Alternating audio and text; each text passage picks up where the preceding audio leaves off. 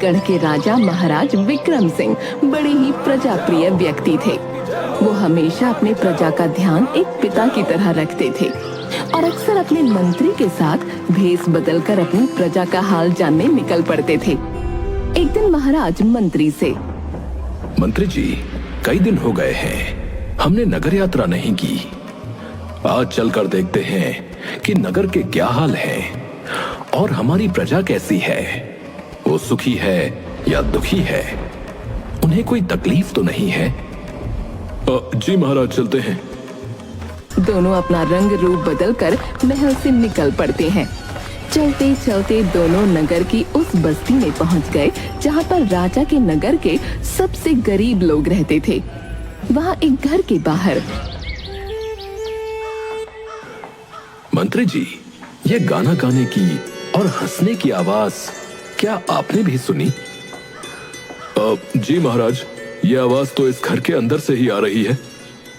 चलिए उस खिड़की से घर के अंदर देखते हैं। दोनों घर की खिड़की से छुपकर अंदर की तरफ देखते हैं। वहाँ एक पति पत्नी भगवान की प्रार्थना कर रहे होते हैं। मंत्री जी, इन्हें देखकर तो लगता है कि ये काफी गरीब दंपत्ति हैं और उनके घर की दशा देखकर ये भी समझ आता है कि जीवन बड़ी मुश्किल से चल रहा है। फिर भी ये दोनों कितने प्रसन्न हैं।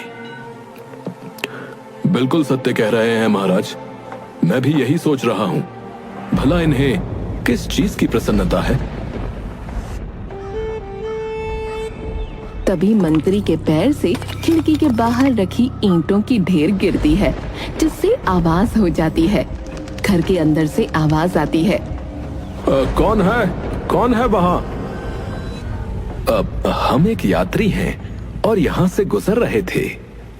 इतना कहते हुए महाराज और मंत्री दोनों घर के दरवाजे पर पहुंच जाते हैं और दंपति भी अपने घर के अंदर से दरवाजे पर आकर खड़े हो जाते हैं। प्रणाम स्वीकार कीजिए हमारा। मैं कालू हूँ और ये मेरी पत्नी लक्ष्मी। हमारे घर के भीतर पधारिए और हमें आपकी सेवा का अवसर दीजिए। आपका बहुत बहुत धन्यवाद जो आपने हमें अपने घर के अंदर आमंत्रित किया। अरे ये तो हमारा सौभाग्य है जो आप हमारे घर आए और अपनी सेवा का मौका दिया। लक्ष्मी, हमारे घर भगवान आए हैं, उनके लिए भोजन परोसो। जी, मैं भी भोजन परोसती हूँ।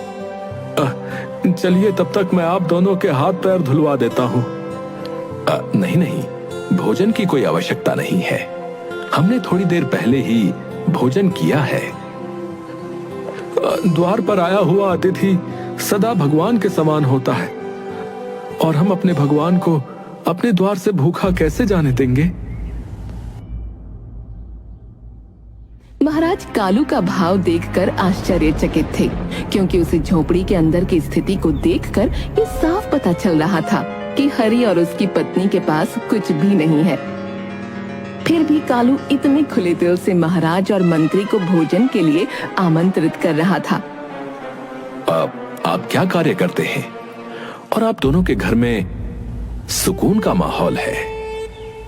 मैं एक मोची हूँ और लोगों के जूते चप्पल सिलता हूँ और जो पैसे मिलते हैं उससे रात का भोजन खरीद लेता हूँ। यदि आपको किसी दिन बिल्कुल भी पैसे ना मिले तो आप अपने भोजन की व्यवस्था कैसे करेंगे?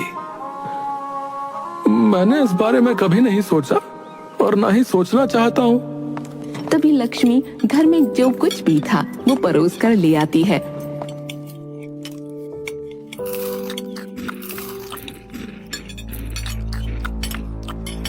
मैं ज्यादा पढ़ा लिखा तो नहीं हूँ, परंतु इतना अवश्य जानता हूँ कि यदि ईश्वर एक रास्ता बंद करता है तो कई दूसरे रास्ते हमारे लिए अवश्य खोल देता है और फिर सब कुछ वैसा ही होता है जैसा हमारे लिए सही होता है।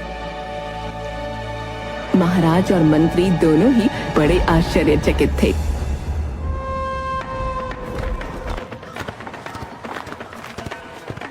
महाराज मंत्री से, मंत्री जी, मुझे इस व्यक्ति से मिलकर बड़ा अजीब लग रहा है। हाँ महाराज, मैं भी इसकी बातों को समझ नहीं पा रहा। यह व्यक्ति अवश्य झूठ बोल रहा है। इसके पास कोई छुपा हुआ धन है। धन का तो मुझे नहीं पता, परंतु उसके घर में एक अलग सा सुकून था, शांति थी, और उन दोनों के चेहरों को देखकर लग रहा था कि वो अपने जीवन से संतुष्ट हैं। जी जी महाराज, बड़ा ही अजीब व्यक्ति है ये। मैं इस व्यक्ति के ईश्वर के प्रति विश्वास की परीक्षा लेना चाहता हूं, परंतु इस बात का ध्यान रखिएगा, किसी तरह की कोई हानि नहीं होनी चाहिए। ठीक है महाराज, जैसा आपका आदेश। अगली सुबह महाराज राज्यसभा में मंत्री से, मंत्री जी, पूरे नगर में यह आदेश दे दिया जाए कि कोई भी व्यक्ति सड़क पर जूते और चप्पलों की मरम्मत नहीं कर सकता है। जो आदेश महाराज। थोड़ी देर में पूरे नगर में खबर फैल गई। ये कैसा आदेश दे दिया महाराज ने? यदि हमारे जैसे और भी लोग सड़क पर जूते और चप्पलों की मरम्मत नहीं करेंगे तो हमारा घर कैसे चलेगा? हमारी रोजी रोटी कैसे चलेगी? लक्ष्मी, धैर्य रखो और बिल्कुल भी फिक्र मत करो। हमारे जीवन में पहले भी तो समस्याएं आई हैं। क्या हमें उन समस्याओं का समाधान नहीं मिला है?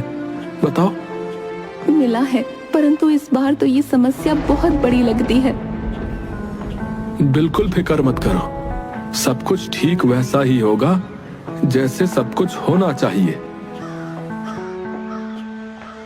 कालू नगर में इधर उधर कुछ काम की तलाश करने लगा। तभी उसे प्यास लगी।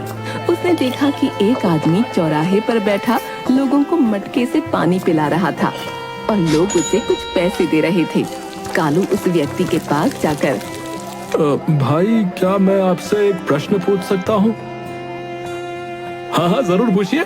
क्या पूछना चाहते हैं आप? क्या पानी बेचकर भी पैसे कमाए जाते हैं? जरूर कमाए जाते हैं। देखिए, मैं आपके सामने जीता जागता उदाहरण हूँ। कालू तुरंत अपने घर वापस जाता है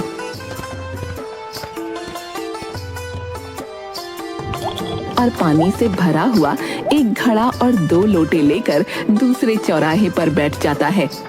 उसके पास भी लोग पानी पीने आने लगे और शाम होते होते उसके घड़े का पानी समाप्त हो जाता है और उसके पास भोजन खरीदने के लिए पैसे इकट्ठे हो जाते हैं। शाम को राजा और मंत्री फिर से कालू के घर आ जाते हैं। आइए मित्र, बहुत अच्छे समय पर आए हैं। आइए, भोजन कीजिए। मैं तो पूरे दिन तुम्हारे ही बारे में सोच रहा था मित्र। मुझे तुम्हारी बड़ी फिक्र हो रही थी, क्योंकि राजा ने मोचियों के लिए अजीब सा एक फरमान जो जारी कर दिया।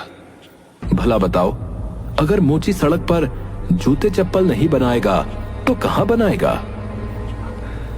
जरूर राजा ने कुछ अच्छा ही सोचकर ऐसा आदेश दिया होगा। मुझे तो लग रहा था कि तुम कहीं और चले गए होगे, क्योंकि अगर तुम जूते चप्पल नहीं सिल पाओगे तो क्या करोगे? भोजन कैसे खरीदोगे? मित्र, ऐसा बिल्कुल भी नहीं है। मुझे मेरे ईश्वर पर भरोसा है। उन्होंने मुझे आज भी भूखा नहीं रखा। आप भी हमारे साथ भोजन कीजिए। भोजन? परंतु कल तो तुमने कहा था कि तुम दिन में जो कमाते हो उन पैसों से शाम का भोजन खरीदते हो। मैंने आपसे सत्य कहा था। अब मैं पानी बेचता हूँ और पानी बेचकर मुझे जो पैसा मिला उससे आज का भोजन खरीदा है। महाराज और मंत्री एक दूसरे का मुंह देखने लगते हैं और भोजन करने बैठ जाते हैं। वैसे तो ये मेहनत का काम है और इस काम में पैसे भी कमा रहा हूँ, परंतु कोई बात नहीं, मैं संतुष्ट हूँ, क्योंकि इन पैसों से हमारी जरूरतें पूरी हो जाएंगी। भोजन के बाद महाराज और मंत्री वहाँ से बाहर निकलते हैं। मुझे लगता है कि ये परीक्षा पर्याप्त नहीं थी। मुझे कालू की कोई और परीक्षा लेनी होगी। जी जी महाराज, परंतु अब आप उसकी कौन सी परीक्षा लेंगे? ये आपको कल सुबह दरबार में पता चलेगा।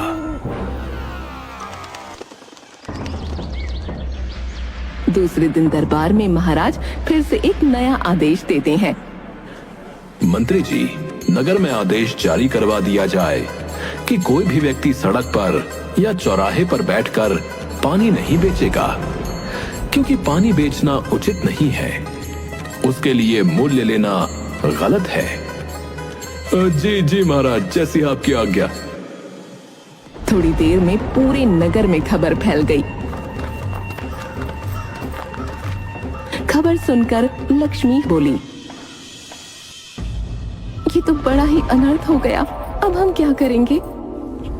कोई बात नहीं, तुम बिल्कुल फिक्र मत करो। अब मैं जूते तो नहीं सिल सकता, पानी भी नहीं बेच सकता, तो भी कुछ ना कुछ ईश्वर ने हमारे लिए जरूर सोच रखा होगा। तभी कालू की नजर एक लकड़हारे पर गई। वो उसके पास जाता है। भाई, यदि आप मुझे मेरे प्रश्न का उत्तर दें तो बड़ी कृपा होगी। हाँ, पूछो पूछो, क्या प्रश्न पूछना चाहते हो? क्या लकड़ियां बेचकर भी पैसे कमाए जा सकते हैं? जरूर कमाए जा सकते हैं, बस तुम्हें अपने हाथों को मजबूत रखना होगा, क्योंकि लकड़ियों को तोड़ने, काटने और उन्हें उठाकर एक जगह से दूसरी जगह ले जाने में हाथों को बड़ी मेहनत करनी पड़ती है।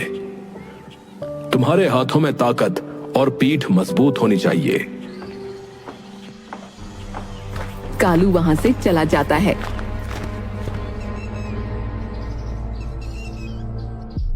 और रात के वक्त राजा और मंत्री फिर से कालू के घर पहुंच जाते हैं।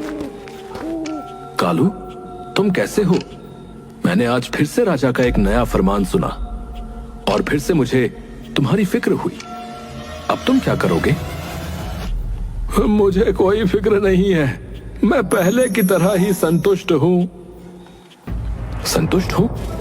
मैं समझा नहीं। तुम्हारे भोजन की व्यवस्था कैसे होगी? तुमने तो अपने भविष्य के लिए कुछ भी नहीं जोड़ रखा है। मैंने एक नया व्यवसाय शुरू किया है।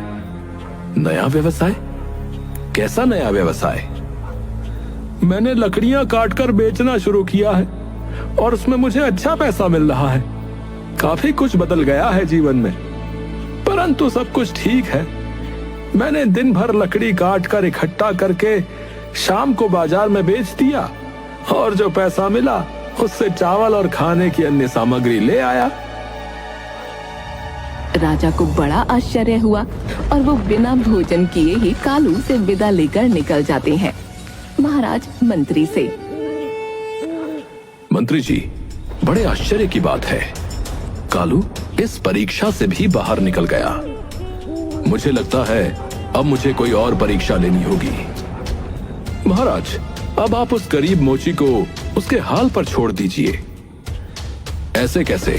मुझे पता करना ही होगा, और यदि वो जो कुछ कहता है या जो कुछ हमें दिखता है बस वो सत्य है, तो ये हमारे लिए बहुत ही काम की चीज है। हमें इसके बारे में अवश्य पता होना चाहिए। अगले दिन महाराज ने एक नई घोषणा कर दी। सभी लकड़हारों को राज्य के रक्षक दल में शामिल किया जाएगा। अब कालू राजा के महल के बाहर हाथ में तलवार लेकर पहरा दे रहा था। कुछ समय बाद कालू अपने दल के प्रमुख के पास जाता है। सरकार, हमें दिहाड़ी कब मिलेगी? आपको वेतन माह के अंत में मिलेगा। यहाँ आपको रोज की दिहाड़ी नहीं मिलेगी। कालू के साथ वहाँ अन्य लकड़हारे भी थे। अरे ये तो बड़ा अनर्थ हो जाएगा। हम पूरे माह क्या करेंगे? अपने परिवार को कैसे संभालेंगे? दल के प्रमुख ने कोई उत्तर नहीं दिया और वहाँ से चला गया। कालू शाम को बिना सामान लिए घर पहुँचता है और लक्ष्मी को सारी बात बताता है। अब हम क्या खाएंगे? हमारे पास तो रात के लिए एक दाना भी नहीं है और न ही पैसे हैं। हम क्या करेंगे जी? कालू कुछ समय मौन रहता है और अगले ही पल कालू लक्ष्मी से बोला, तुम फिक्र मत करो, मैं अभी पैसों का इंतजाम करके वापस आता हूँ। कालू अपनी चांदी की तलवार एक सुनार के यहाँ बेच देता है और पैसों से 1 माह के लिए भोजन पकाने का सामान लेकर वापस आता है। लक्ष्मी, ये 1 माह के लिए भोजन की सामग्री है। अब जब 1 माह बाद वेतन मिलेगा तब हम उस वेतन से अगले माह के लिए भोजन का इंतजाम कर लेंगे। लक्ष्मी खुशी खुशी भोजन पकाने लगती है और दूसरी तरफ कालू लकड़ी से एक सुंदर और हूबहू वैसी ही तलवार बनाने बैठ जाता है जैसी उसने बेची थी। तभी राजा फिर से आता है और उस समय कालू खुशी से गाना गा रहा था। क्या बात है मित्र, आज तो तुम ज्यादा ही खुश लग रहे हो, जबकि मुझे तो लगा था कि तुम बहुत परेशान होगे, क्योंकि मैंने राजा का नया आदेश सुना और जहां तक मैं जानता हूं राजमहल में काम करने वाले लोगों को माह में 1 बार वेतन मिलता है। अब तुम 1 माह तक क्या करोगे, कैसे भोजन करोगे? मित्र, मैंने चांदी की तलवार बेचकर एक लकड़ी की तलवार बना ली। अब भी सब कुछ वैसा ही है जैसा होना चाहिए। सब कुछ ठीक है और आपका बहुत बहुत धन्यवाद जो आप मेरी इतनी फिक्र करते हैं। राजा और मंत्री कालू से विदा लेकर महल वापस आ जाते हैं। राजा मंत्री से, मुझे अभी भी इस व्यक्ति के ईश्वर पर अटूट विश्वास पर संदेह हो रहा है। कल मुझे इसकी एक और परीक्षा लेनी होगी। दूसरे दिन महाराज कालू के प्रमुख को आदेश देते हैं कि वो हरी से गर्दन काटने को बोले। कालू का प्रमुख कालू से, तुम अपनी तलवार लेकर चलो, तुम्हें आज से शाही जल्लाद बना दिया गया है और महाराज ने एक चोर को मृत्यु की सजा सुनाई है। तुम्हें अपनी तलवार से उसकी गर्दन को अलग करना होगा। मैंने कभी किसी का सर नहीं काटा और मैं ये करना भी नहीं चाहता हूँ। क्या इस कार्य से बचने का कोई विकल्प नहीं है? नहीं, ये महाराज का आदेश है और उनके आदेश का पालन तुम्हें अवश्य करना होगा। प्रमुख कालू को नगर में चौक पर ले गया, जहाँ पहले से काफी लोगों की भीड़ जमा थी और एक व्यक्ति रस्सी से बंधा हुआ खड़ा था। कालू अपने प्रमुख से बोला, यदि आपका आदेश हो तो क्या मैं ईश्वर से प्रार्थना कर लूं? कर लो, परंतु जल्दी करना। कालू ने आंखें बंद करके बहुत देर तक प्रार्थना की। तभी कालू के प्रमुख के चिल्लाने की आवाज आई, बस बहुत हो गई तुम्हारी प्रार्थना, अब इस चोर का सिर काट दो, इसकी मृत्यु का समय आ गया है। हे प्रभु, हे भगवान, मेरी मदद कीजिए, जो सही हो वही कीजिएगा। यदि ये सच में गुनाहगार है तो मेरी तलवार की धार पूरे राज्य में सबसे तेज हो जाए, और यदि ये बेगुनाह है तो मेरी तलवार की धार एक लकड़ी की तलवार की धार जैसी हो जाए। कहते हुए उसने अपनी लकड़ी की तलवार निकाली और आसमान में ऊंचा उठाते हुए गर्दन काटने ही वाला था। तभी भीड़ में से महाराज बाहर आए। रुक जाओ, आज यहाँ किसी की गर्दन नहीं कटेगी। महाराज हंस रहे थे क्योंकि वहाँ सच में कोई चोर था ही नहीं। वो तो महाराज का ही एक सेवक था जिसके हाथ बांधकर वहाँ खड़ा किया गया था। कालू ने महाराज को पहचान लिया। अरे, आप तो वही यात्री हैं। मतलब आप यात्री नहीं, एक राजा हैं। और तुम एक समझदार और ईश्वर में विश्वास रखने वाले व्यक्ति हो। आज से हम तुम्हें अपना शाही सलाहकार नियुक्त करते हैं। महाराज, मैं एक गरीब मोची हूँ और वो भी पढ़ा लिखा नहीं हूँ। मैं आपको क्या सलाह दूंगा? आप मुझे सलाहकार बना रहे हैं।